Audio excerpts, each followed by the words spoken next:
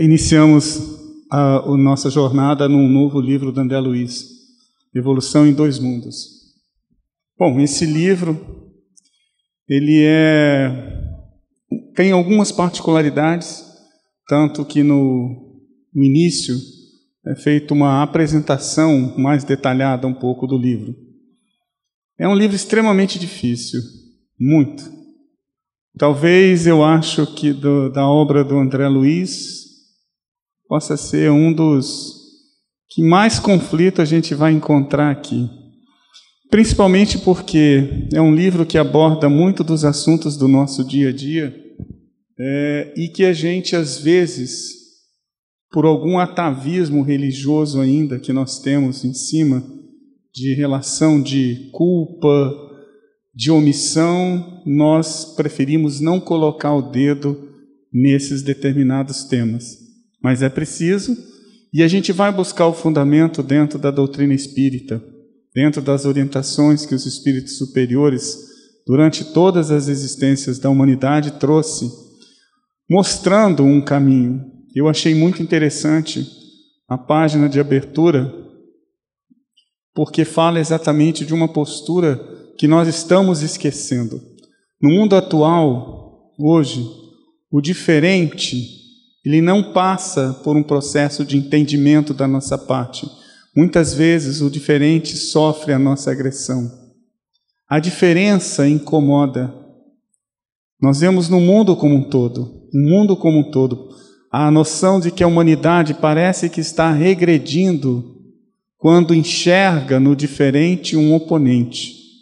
Quando não procura, através dos seus exemplos, demonstrar para o que não pensa igual ou não age de maneira idêntica ou semelhante à nossa, que ele perceba, talvez, a necessidade de uma mudança. Então é comum hoje, eu estava lendo no jornal hoje, um estudante da Fundação Getúlio Vargas, em São Paulo, postou entre a rede privada do WhatsApp de um grupo uma foto de um estudante negro no pátio da escola conversando com uma outra estudante branca, e o indivíduo coloca a frase: de quem é esse escravo? Pode o seu dono vir retirar desse local? Um meio universitário com jovens que devem ter tido uma formação de conhecimento, porque a faculdade da Fundação Getúlio Vargas, os cursos exigem realmente para aprovação que você tenha tido um conhecimento. Então esse rapaz é dotado do conhecimento, é dotado de características que talvez o até diferenciassem no contexto social, e acho que sim, porque há uma questão, uma segregação também, não só de cor, mas uma segregação muito racial na nossa sociedade, e ele faz esse tipo de observação. Isso é comum, muito mais comum do que a gente possa imaginar. Em algumas vezes, nós vamos ver dentro do livro do André Luiz, eu tive a oportunidade, que essa programação era já para o segundo semestre, aconteceram umas situações que me impediram várias vezes de vir ao Instituto, e foi protelando, e nós começamos esse ano. Eu li 2 vezes esse livro, no segundo semestre do ano passado. Já tinha lido uma vez anterior, algum tempo atrás, e vou reler novamente agora, porque ainda assim, eu próprio, buscando, a gente sente que é um livro denso e pesado, exatamente por posicionar em alguns pontos críticos com relação à doutrina. Mas a gente vai basear o nosso estudo no que está no livro e nas referências dos livros do Kardec. Bom, como eu disse, esse livro tem algumas particularidades, e no início do livro eles apresentam alguns conceitos do Allan Kardec. Eu acho fundamental isso, porque aqui nós vamos lidar, falar, procurar entender determinadas situações que a gente deve buscar nos fundamentos da doutrina a nossa postura. E volto a falar, pensando muito no que foi dito na prece de abertura do dia de hoje. é fundamental que nós tenhamos um posicionamento com relação ao diferente, aquele que é antagônico às nossas posições, um posicionamento de muito afeto e de muita caridade. Primeiro, vendo os limites que esse indivíduo tem na sua vida e também vendo os limites que nós temos na nossa vida. Porque às vezes nos posicionamos acima das pessoas, achando que já somos mais, quando ainda estamos muito distantes de ser aquilo que imaginamos ser. Bom, eu vou basear a nossa aula de hoje nesses 2 itens do início do livro, que são os conceitos do Allan Kardec, onde ele coloca alguns, a gente vai ver aqui mais no final da aula, e um capítulo que é dado como anotações que foi psicografado pelo Emmanuel.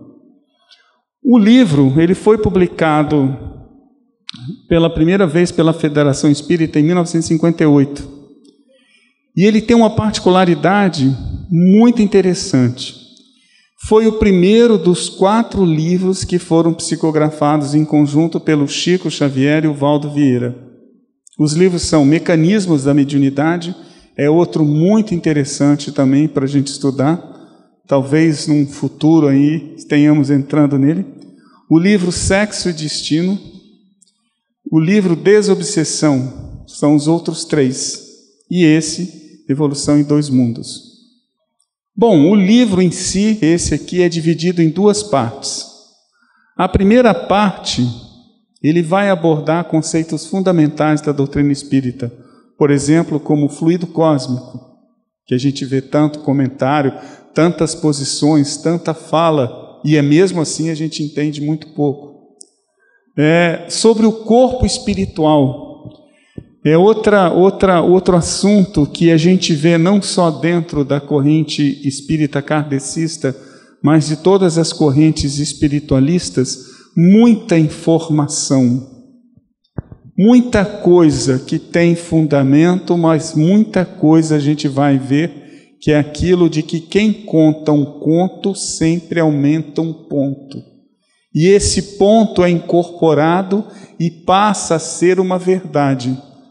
É interessante que a gente aqui, o Instituto permite isso. Nós vamos ter uma postura extremamente crítica com aquilo que a gente for ler, mas muito caridosa, respeitando a ideia e o posicionamento das correntes diferentes daquilo que a gente encontra talvez dentro da doutrina espírita. Mas é preciso realmente buscar esse conhecimento fundamentado nas obras do Kardec.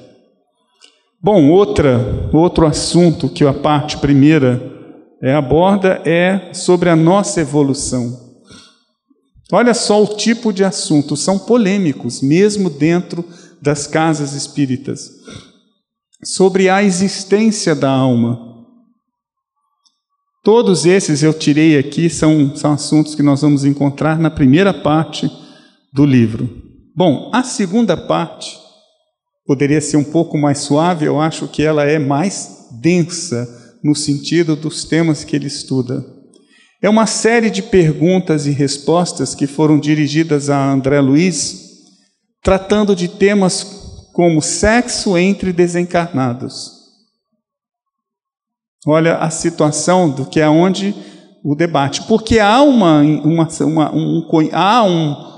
curiosidade, vamos dizer assim, uma necessidade que a gente entenda a dinâmica do plano espiritual. E aí vem a pergunta, existe a possibilidade, é realizado o sexo entre os desencarnados? Outro, alimentação entre os desencarnados. Então a gente tem uma série de orientações que vão comentar sobre isso. A gente vai buscar e vai trazer aqui a debate sobre esse aspecto. Se o mundo desencarnado é um mundo puramente de energia, existe a necessidade de alimentação? Os espíritos que estão ali nutrem a sua energia, a sua vitalidade, através de que mecanismo? Aonde eles vão buscar energias para refazimento para a realização das suas atividades cotidianas no mundo espiritual. Outro assunto, isso em 1958. Nós estamos em 2018, 50 anos, 60 anos depois da publicação desse livro. Gente, 60 anos é a idade que eu tenho. Você viu, o livro foi publicado no meu ano. Quando eu vi isso, 60 anos que esse conhecimento está aí e a gente ainda não sabe. E a gente não procura estudar. E a gente não procura entender, ampliar esse conhecimento. 60 anos que isso aqui foi colocado nas nossas mãos. Outro é o aborto, extremamente polêmico. E outro que eu separei aqui, as expiações. Então a gente vai entrar em temas que são extremamente delicados. Eu acho que deve surgir polêmicas, vão surgir posicionamentos contrários, posicionamentos antagônicos, mas esse aqui é exatamente o fórum de debate sobre esse aspecto. O Instituto está fundamentado nessa postura, nessa tradição do debate. Por que temer o debate a respeito de certos temas dentro da doutrina espírita? Por que não buscar esse conhecimento, essa orientação? Aqui a gente nota, pela distribuição de temas, por que é que ele começa com uma abertura mostrando conceitos de Allan Kardec. Porque é lá nas obras de Allan Kardec que André Luiz fundamenta toda a orientação que ele vai passar através desse livro. Então a gente vai ver, vamos estudar, vamos discutir assuntos que são polêmicos, mas são assuntos que nós precisamos. Faz parte da nossa evolução o debate, o aprendizado. Há 2 semanas atrás eu participei do primeiro grupo que eu fui, eu sei que existem outros no Rio, eu fui convidado, eu não conhecia, é um grupo de debates, que é fundamentado numa teoria interessante, que quanto mais você fala, mais você aprende a falar bem e corretamente. Como é que é esse grupo? São pessoas que se reúnem a cada 15 dias e são colocados de surpresa. A pessoa apresentou para cada um, nós estávamos mais ou menos em umas 17, 18 pessoas, para cada um ela tinha um tema que você tinha que falar no máximo 2 minutos, entre 1 e 2 minutos, qualquer tema. Por exemplo, que ela colocou lá, ela apresentou uma caneta azul que o indivíduo tinha que vender como se fosse uma caneta preta. O meu caiu, ela dizendo que eu fosse falar para uma fórmula matemática, ela deu um nome que eu nunca tinha visto falar na minha vida, eu não tinha a menor ideia do que fosse. E você tem que exercitar esse dom de falar algo conciso, claro, nesse tempo, entre 1 a 2 minutos. É muito interessante. É quando você começa a aprender a exercitar a sua fala. Por exemplo, eu não tinha a menor ideia do que era aquilo que ela falou. Como é que eu iria falar sobre um assunto que eu não tinha nenhum conhecimento? Simplesmente eu disse como é difícil falar de algo que você não conhece. Usei o meu 1 minuto e 15, mais ou menos, falando que às vezes nós somos surpreendidos nessas situações. É-nos apresentado um determinado tema do qual a gente não tem conhecimento. Como proceder? Primeiro, escutando o outro a falar, coisa que hoje nós não vemos isso com facilidade. Não damos tempo do outro se expressar. Segundo, buscando no que nós temos de experiência do nosso dia a dia e contando a sua experiência sobre um tema igual ou parecido sobre aquele aspecto, colocando o seu posicionamento, não impondo o seu posicionamento. Então, o que nós vemos aqui num ambiente desse como instituto é esse fruto do debate que vai surgir nesse aspecto dessa conjuntura de temas que está dentro desse livro da obra do André Luiz. É aberto à discussão, à colocação, a questionamento. São posições, algumas me surpreenderam ainda e que me causou algum impacto por uma certa discordância. Um aspecto que a doutrina permite é que nós levantemos a discordância de certos fundamentos, em certos temas. Mas isso exige o quê? Exige que eu vá buscar conhecimento. É um outro fundamento da doutrina, estudar constantemente. Buscarmos no que já existe, nas orientações que estão disponíveis, esse conhecimento. Com certeza, vamos formar uma base de conhecimento que vai se ampliando, um outro aspecto da doutrina. A doutrina não é lacrada, ela não chegou pronta pelos Espíritos. Ela foi uma revelação que mesmo Kardec coloca, que ela vai se expandir com o conhecimento científico. Esse ambiente a gente encontra aqui no Instituto, e por isso a gente vai ter a liberdade de abordar todos esses temas buscando o fundamento dentro da doutrina espírita. Não é fácil. É um desafio que a Maria Amélia colocou para todos nós, porque a gente vai exatamente adentrar alguns temas que nos tocam profundamente. A surpresa vem a cada mês. Bom, vamos lá. A nota do André Luiz que eu coloco, que foi psicografado, o livro foi editado em 59 e essa nota foi psicografada em julho de 58. Ele vai falando sobre como a situação de você ter um livro psicografado por 2 médiuns diferentes em cidades diferentes. E ele coloca que para tal empreendimento, ou seja, para que a comunicação se fizesse de maneira mais concreta e positiva, carecíamos de instrumento mais amplo, motivo pelo qual utilizamos de 2 médiuns diferentes e em lugares diferentes.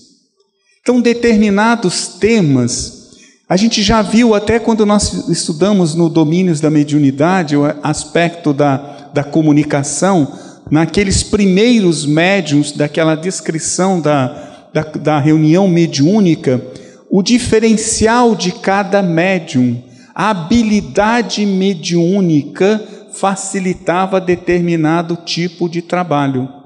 E é o que o André Luiz coloca aqui. A necessidade de se expressar de determinada forma fez com que eles precisassem da instrumentação mais ampla e foram buscar os 2 médiuns.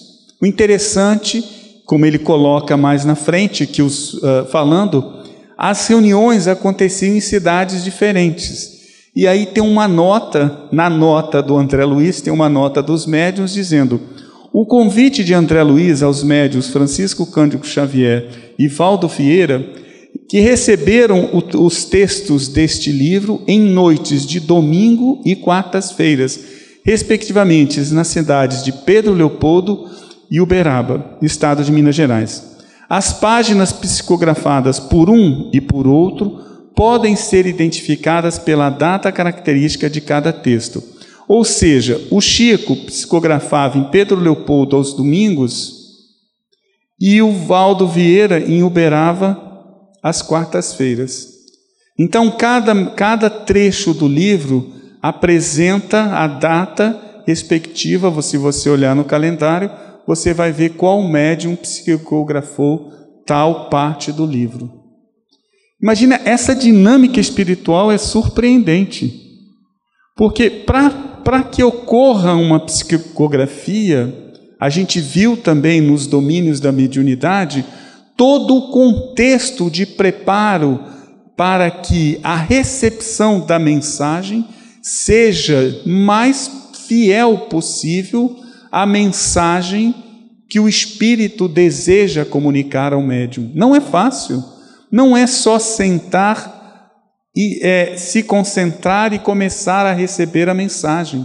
Tem todo um preparo espiritual da conexão, de tal forma que a gente viu também nos domínios da mediunidade, seja lá qual for a comunicação mediúnica, sempre existe a interferência do médium, controlando, ajustando, afinando essa sintonia, de tal forma que a mensagem possa ser totalmente comunicada pelo Espírito.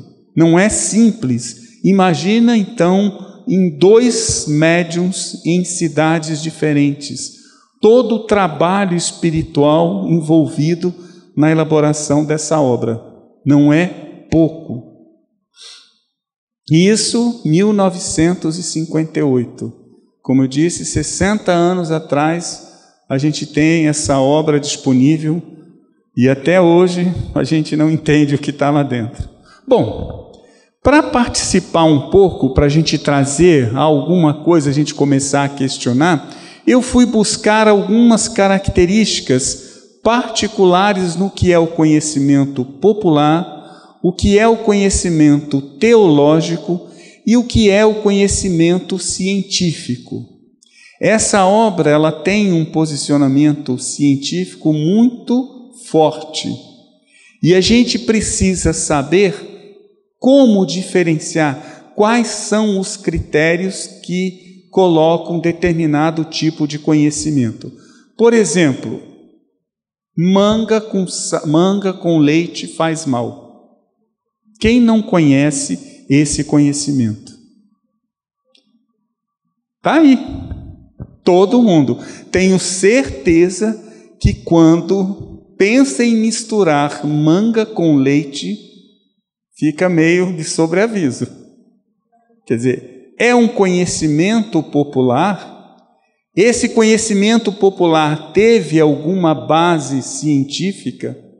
Foi como ele ocupa espaço?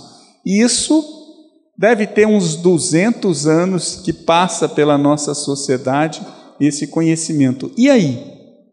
A gente vai ver então o que é o conhecimento popular. Características, aqui presta atenção, essas características não diminuem a qualidade, elas definem o que é um conhecimento popular. Não coloquem que algumas coisas sejam erradas, então colocando, não tem valor o conhecimento popular. Não é isso. Nós estamos definindo aqui critérios que definem o que vem a ser dentro do nosso banco de conhecimento, o que podemos definir como seja um conhecimento popular, um conhecimento teológico e um conhecimento científico. Então, as bases do conhecimento popular. Primeira característica dele, ser superficial. Ou seja, ele já se conforma com a aparência. Você não precisa buscar profundidade naquele conhecimento. Vamos colocar manga com sal faz mal. Extremamente claro. Eu não perguntei que tipo de manga, qual a espécie, se a manga estava madura, se a manga estava verde. Eu não perguntei se o leite era um leite, por exemplo, de vaca, de cabra, se era um leite orgânico, que hoje a gente coloca muito.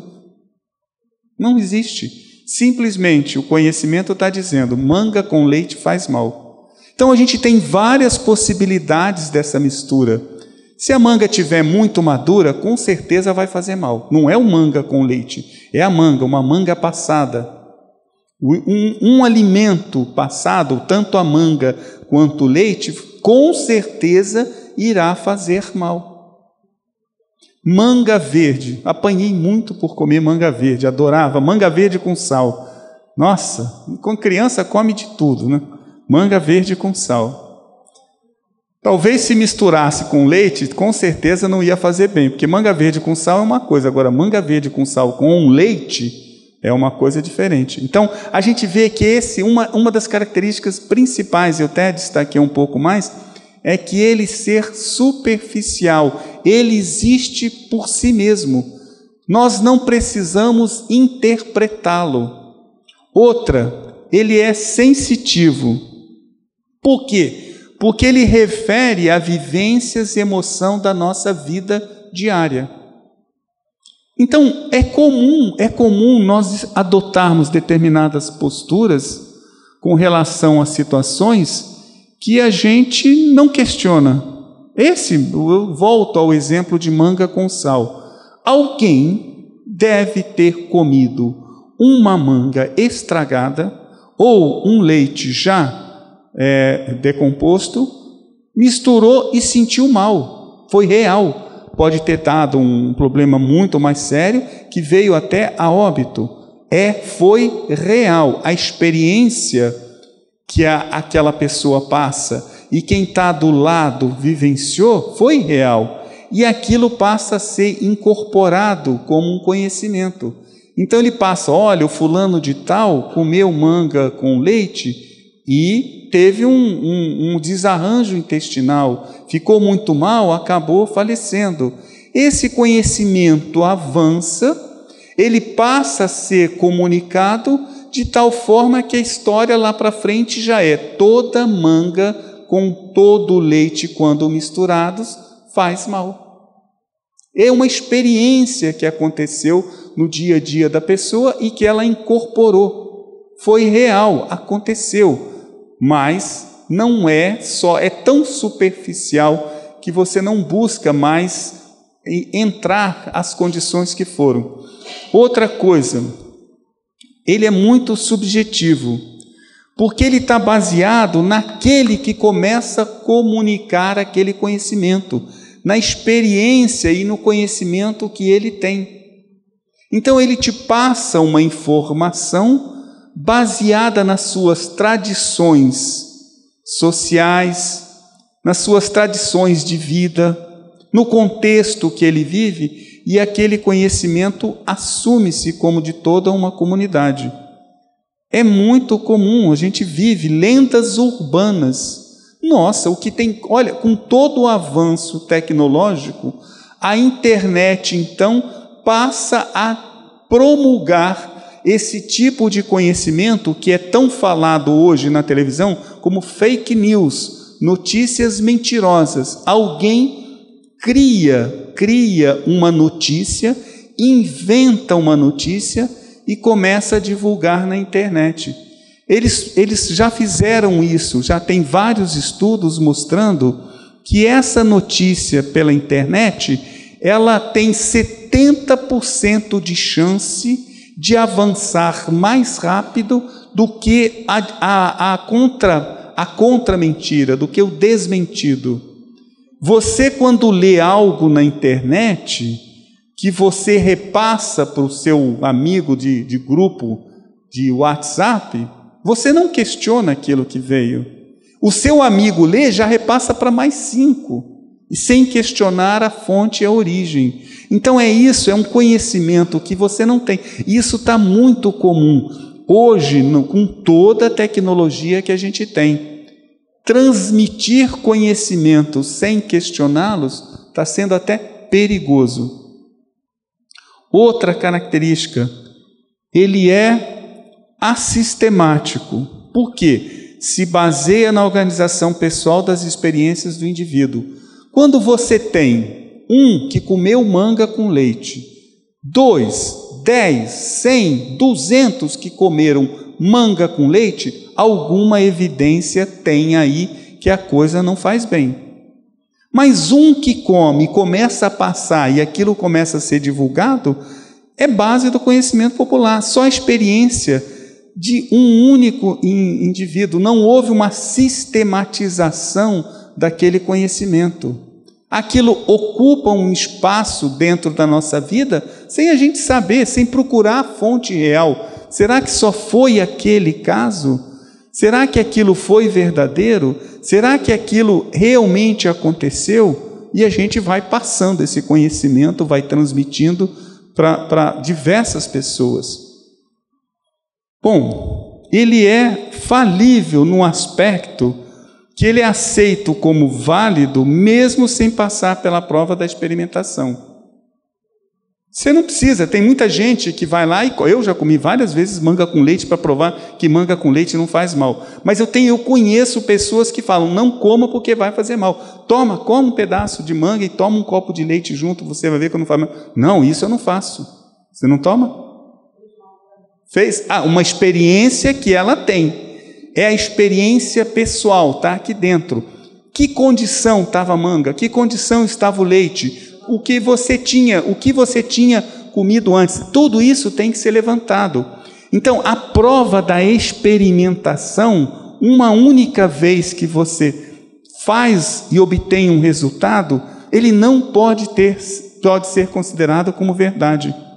Um resultado, para ser verdadeiro, ele tem que passar pela prova da experimentação de vários indivíduos. Isso a gente vê muito, isso são trabalhos dos estatísticos. Eles levantam padrões que são reproduzíveis de comportamentos, de situações. Então, quando você vai comprar um medicamento, por exemplo, na farmácia, esse medicamento passou por uma série de experimentações para que ele possa ser tomado dentro da dose recomendada pelo fabricante e pelo médico, para garantir o processo de cura que você foi buscar tomando o remédio. Porque, às vezes, um pouco mais ou um pouco menos, acontece exatamente diferente. Em alguns casos, tem os chamados efeitos colaterais, que a gente precisa conhecer. Então, isso é feito através de uma distribuição estatística grande, com as pessoas passando pelos experimentos. Uma única resposta não configura uma verdade. Ela configura uma situação que merece ser avaliada. Tá? Outra característica do conhecimento popular é ser inexato. Como ele veio de experiência pessoal, tá? Ele não permite a formulação de hipótese além das experiências do próprio indivíduo. Então, eu passo por uma experiência determinada, sofro algum processo de alguma forma, aquilo para mim passa a ser uma verdade.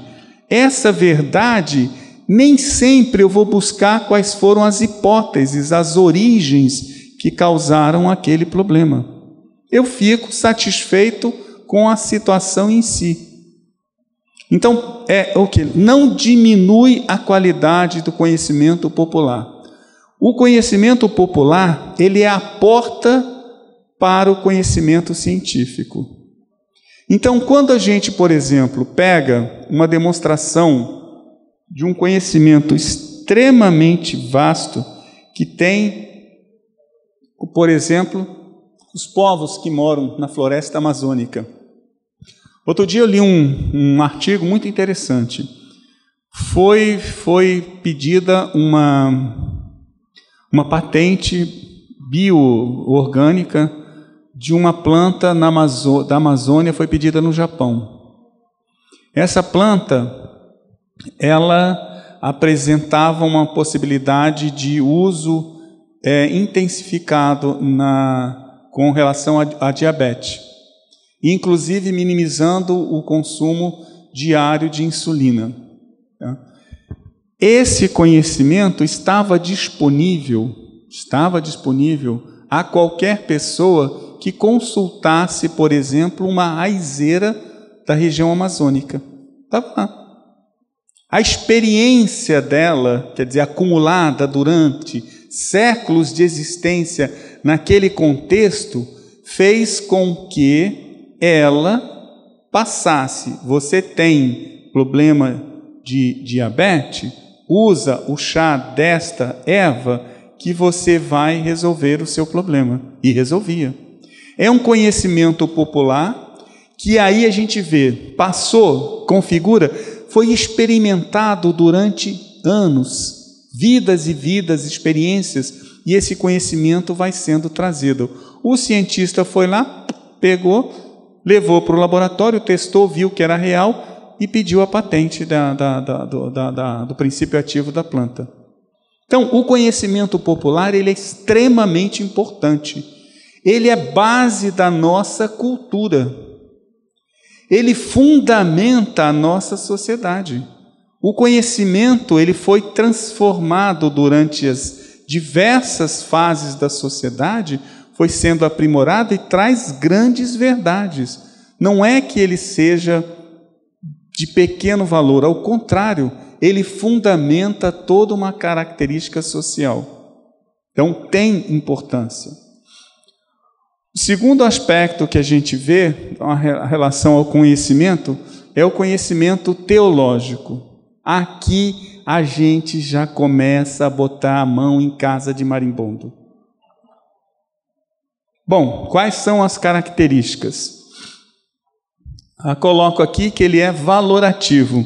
Por quê? Porque ele apoia em doutrinas que são fundamentadas em proposições sagradas. Eles têm muito valor. O conhecimento teológico é fundamentado na revelação divina em todas as correntes religiosas. Por isso tem um significado, um respeito muito grande.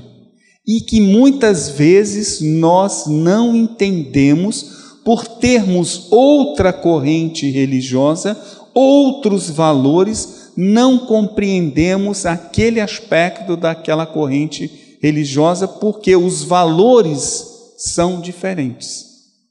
Como eu comecei dizendo, o diferente às vezes incomoda, por ser tão diferente do nosso posicionamento, que nos coloca dúvida, mas precisa ser respeitado, compreendido. Temos que analisar o conhecimento teológico de determinada corrente, não com os fundamentos da nossa corrente religiosa, mas na amplitude do conhecimento popular, inclusive, que aquela corrente religiosa faz parte.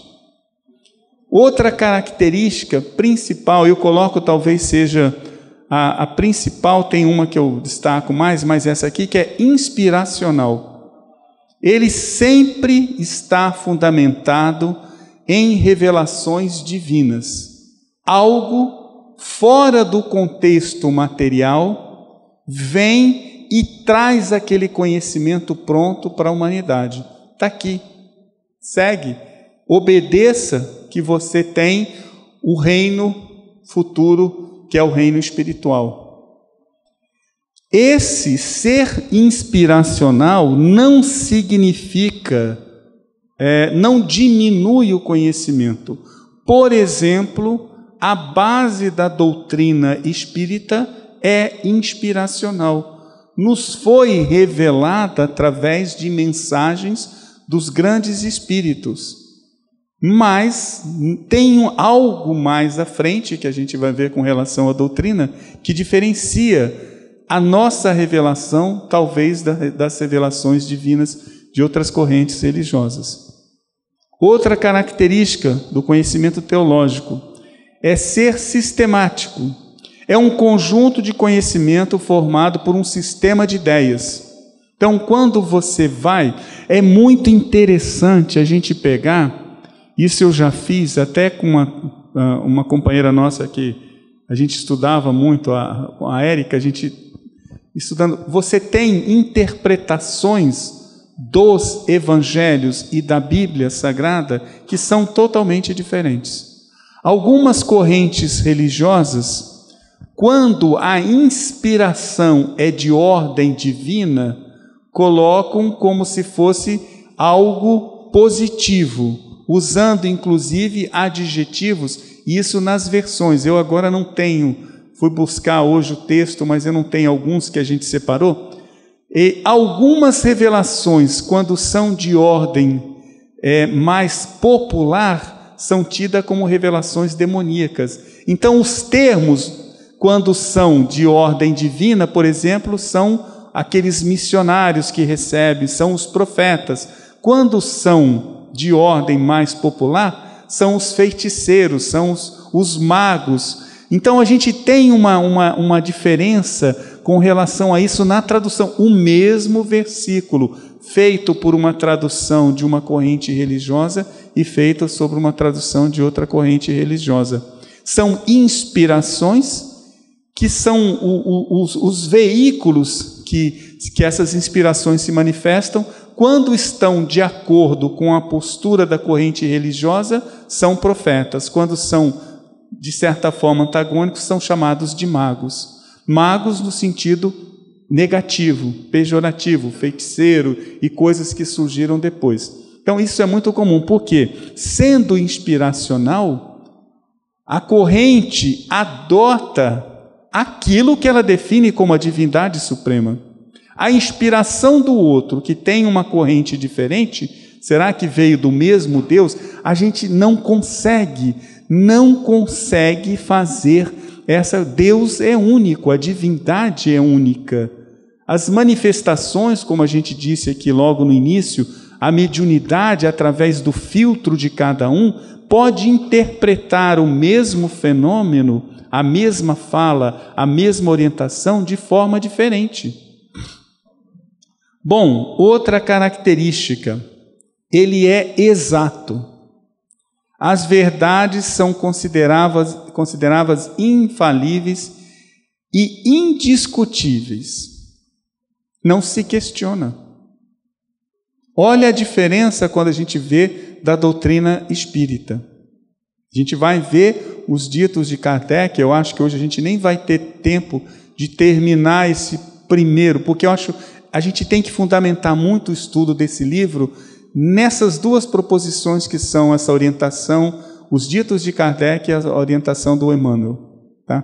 Então, o conhecimento teológico, ele é exato, ele não admite, é infalível e não admite ser discutido, questionado. Ele não é verificável. Se ele é uma inspiração divina, as verdades não podem ser postas em dúvidas e nem necessitam ser verificadas.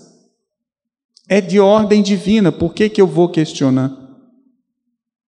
Então a gente aprende a ter um comportamento com relação a você questionar determinadas atitudes, porque aquilo não pode, porque não pode. Eu já vi muito isso. Você vai e pergunta por que determinadas posturas existem em determinadas correntes religiosas, ninguém te explica por quê.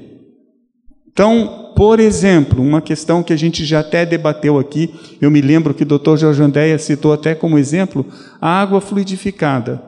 A água fluidificada, para fluidificar um frasco de água, o frasco tem que estar aberto ou fechado? O frasco tem que ser de vidro ou metálico? Certas condições, certas posturas, a gente vê que são meio herméticas. Não, tem que ser de vidro, transparente e tem que estar aberto. Se você vai levar sua garrafinha de água para fluidificar e for uma garrafa PET, não pode. Hoje já está difícil até a gente conseguir frasco de vidro, mas em algumas situações as colocações são ditas. Deve ser respeitado. Aí que vem a diferença que eu acho entre a gente como da doutrina espírita. Aquela comunidade, aquele grupo adota aquela postura. Deve ser respeitado. Ou as orientações podem ser comunicadas de forma fraternal, como foi dito aqui na mensagem de abertura. A caridade acima de todas as coisas. Vamos entender o diferente. Vamos, através da nossa postura, exemplificar talvez aquilo que desperte naquela pessoa que tem um comportamento, naquele grupo que tem uma postura diferenciada, uma interrogação que faça com que ele busque uma orientação. Mas é base do conhecimento teológico, não precisa ser verificado. A verdade, ela não tem que ser questionada. E a última que eu coloco como muito, o destaque está aqui embaixo, é que é dogmático. O conteúdo da revelação é considerado como verdade e a adesão das pessoas passa a ser um ato de fé. Concorda. Se você concorda e não discuta. Dogmas existem em todas as correntes, O comportamento dogmático é prejudicial, porque ele impõe ao outro a vontade e você não tem. A gente tem vários exemplos durante todo o desenvolvimento da humanidade, como o comportamento dogmático atrasa o progresso da humanidade. Várias. Bom, e por último, para a gente chegar, o que é o conhecimento científico? Bom, volto a dizer, todos têm valor, né? Mas a gente está vendo os fundamentos, as características de cada um. Primeira característica do conhecimento científico, ele é racional. São ideias que são organizadas num sistema, os conceitos se combinam num conjunto de regras e podem produzir novas ideias. Há um dinamismo, é tudo fundamentado no uso da razão. Se 1 mais 1 dão 2, 2 mais 2 dão 4, e eu vou usando os atributos do que é o conhecimento da soma, estabeleço todo um critério da álgebra. Você imagina que todo o conhecimento passou durante toda a humanidade, no uso da razão. As coisas que foram perpetuadas durante todas as jornadas históricas da humanidade são muito fundamentadas na razão. A verdade, ela permanece, independente da condição social ou de tempo. A verdade é única e sempre permanece. Bom, outra característica do conhecimento científico é ser factual. Ele parte de fatos, interfere nesses fatos, mas sempre ele volta a um novo fato. O cientista, o pesquisador, ele analisa fatos, ele presencia um fenômeno, ele vai buscar na base de conhecimento dele alguma analogia semelhante ao que ele viu, e ele começa então a questionar esses fatos, cada vez mais buscando outros fatos para explicar aquela ideia. Imagina a postura do Kardec, me impressiona muito, quando ele começa a ter a vivência das comunicações espíritas, antes do advento da doutrina. Despertou nele uma curiosidade muito grande. Imagine você o que é uma folha em branco, presa, amarrada entre duas placas de pedra. Após a reunião que ele presenciou, desamarram todas as situações, havia uma mensagem com teor filosófico e moral totalmente escrita na folha. Aí já vem a pergunta, mas a folha podia tinha sido uma tinta meio mágica, que depois tinha sido pré-escrita? Não, foram vários testes. Situações que, se acontecesse comigo, eu quero levar a folha de papel. Tranquilo, a gente questiona. Primeira situação, eu trago papel, você faz o fenômeno que eu quero ver aparecer. Tenho certeza que foi alguma coisa dessa. A questão do controle em cima daquele fato, porque o fato em si é espetaculoso. Você chegar, pegar uma folha em branco, prender entre duas pedras grandes, amarrar, as pessoas assinavam, lacravam com lacre, com assinatura, e meia hora depois a reunião terminava, eles rompiam os lacres, tiravam as pedras e havia toda uma mensagem de teor filosófico-moral escrita. Impressionante. É um fato, precisa ser estudado. Da onde veio essa coisa? Como aquela escrita foi feita? Que mente, que capacidade foi essa de começar a escrever e tecer todo um texto filosófico moral? Aí se fundamenta o conhecimento científico. Outra coisa, ele é objetivo. Por quê? Porque a partir do que ele sente o fenômeno, a partir do que ele analisa, ele vai buscar uma hipótese para explicar aquele fenômeno. E essa hipótese tem que ser questionada através de outros fatos. Então não foi a primeira vez que o Kardec viu um fenômeno espírita ou de fundamento, a interferência dos espíritos, que ele logo foi dizendo que aquilo era espírito. Ele passou por dúvidas, questionamentos. Ele foi buscar uma série de médiuns que provocavam e foi ver se havia concordância entre um e outro. Ele não aceitou diretamente tudo aquilo que chegou, a uma triagem muito grande, até que ele chega à conclusão, olha, a única hipótese que explica toda essa série de fenômenos é a existência de um mundo espiritual, uma interferência dos espíritos no plano físico da Terra. Tá? Outra coisa, claro e preciso. Por que ele tem que ser claro e preciso? Para evitar ambiguidade. O cientista não pode formular duas hipóteses para um mesmo fenômeno. A ambiguidade, ela não é aceita. A gente já viu nos estudos que eu fiz na doutrina, no Instituto, o advento da física atômica, da física quântica. No início do século XX, havia uma ambiguidade que não era entendida. Toda uma corrente de conhecimento baseada no que seria a física clássica e todo um conhecimento novo vindo totalmente diferente. O próprio cientista sentia incômodo naquela situação. Questionou-se muito. O aceite de todas as as hipóteses da mecânica quântica não foi de imediato. Demorou e muito para que pudesse ser compreendido, testado, analisado, procurando fatos que questionassem aquela condição, até que chega um momento que aquilo realmente está comprovado. Tá? Outra coisa, verificável. Tá? Verificável é quando você faz vários experimentos. Então, volto a dizer, a nossa situação de manga com leite faz mal. Uma situação pessoal. Vamos analisar num contexto 3, 4, 5, 10, 20, 100, 1000 pessoas.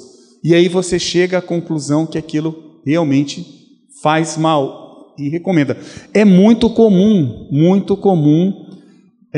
os órgãos que fiscalizam principalmente a questão de alimento e medicação, de vez em quando tomar alguma atitude não recomendando mais. Recolhimento de medicamento é muito comum.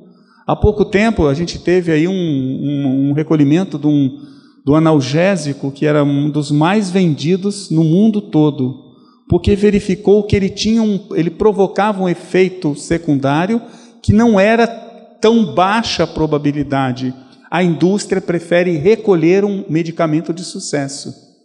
Por quê? Porque havia estudos iniciais que mostravam aquele efeito secundário.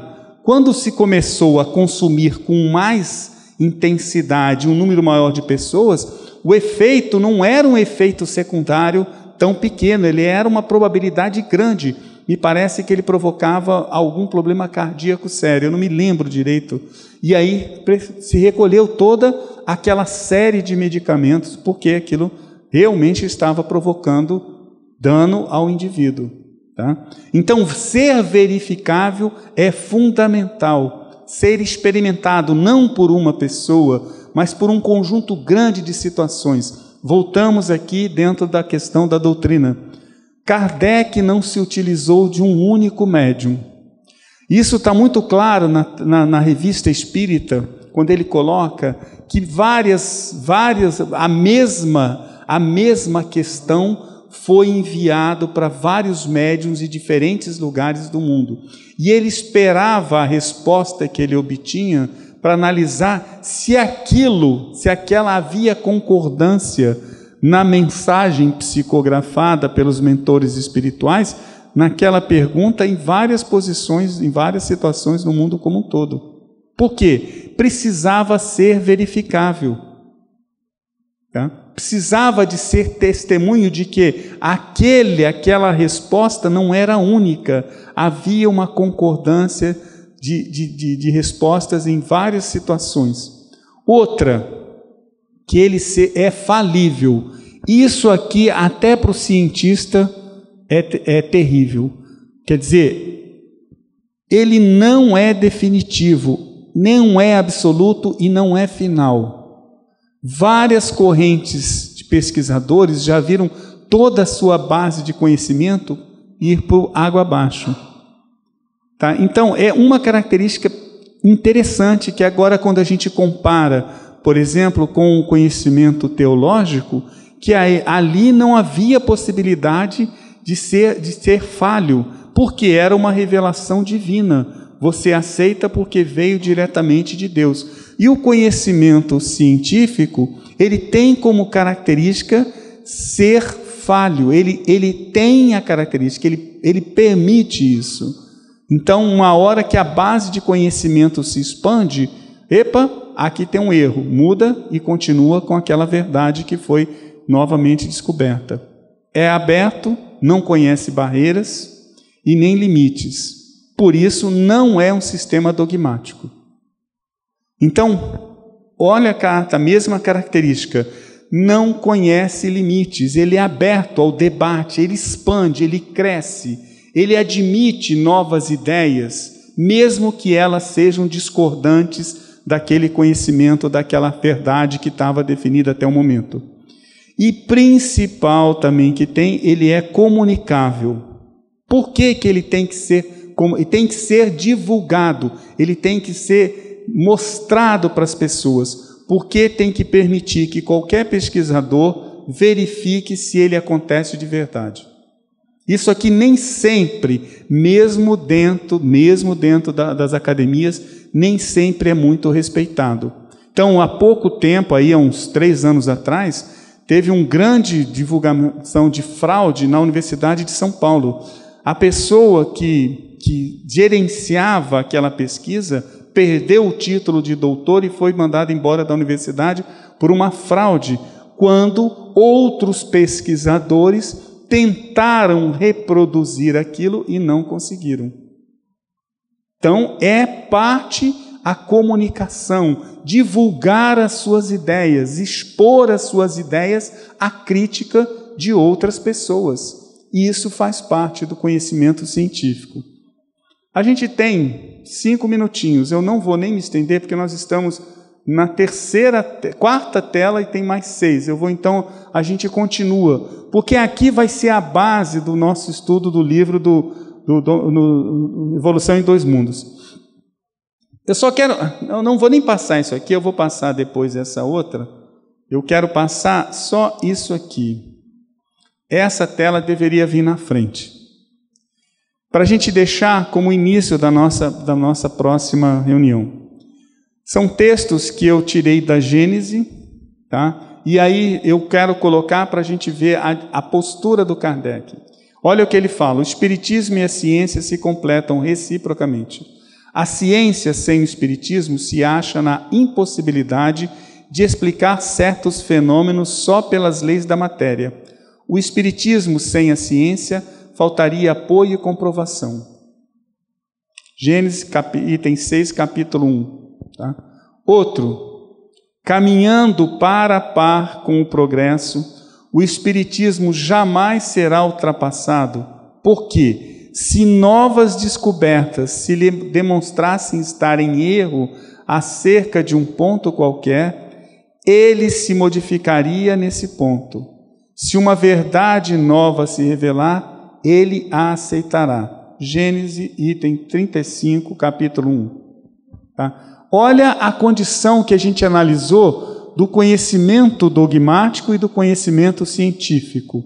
O próprio fundador da doutrina, o divulgador da doutrina, está dizendo: a doutrina se expande, a doutrina cresce. À medida que a sociedade evolui e o conhecimento científico, tecnológico, social amplia, a doutrina absorve esse conhecimento para ela.